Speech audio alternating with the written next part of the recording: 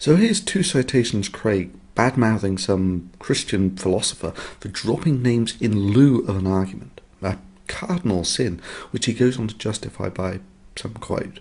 Now, Professor Ludemann is not a philosopher. He's a New Testament theologian. And his procedure here of merely dropping names of famous philosophers is sadly all too typical of theologians. Thomas Morris, a Christian philosopher, comments in his book, Philosophy and the Christian Faith.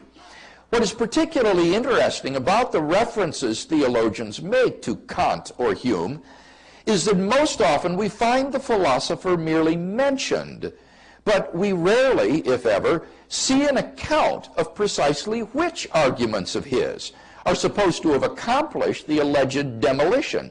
In fact, I must confess to never having seen in the writings of any contemporary theologian the exposition of a single argument from either Hume or Kant or any other historical figure for that matter, which comes anywhere near to demolishing historical Christian doctrine or theological realism. Wow, there you go. According to two citations Craig, dropping names without any argument is in the realm of a mere theologian, presumably implying that no serious philosopher would make such a sloppy and sophomoric argument.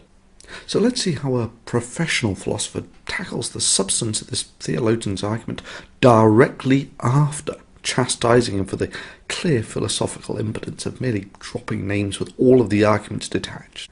Take it away, two citations. Or theological realism. Hume's argument against miracles was already refuted in the 18th century by Paley, Less, and Campbell, and most contemporary philosophers also rejected as fallacious, including such prominent philosophers of science as Richard Swinburne and John Ehrman, and analytic philosophers such as George Mavrodes and William Alston. Even the atheist philosopher Antony Flew. Holy shit.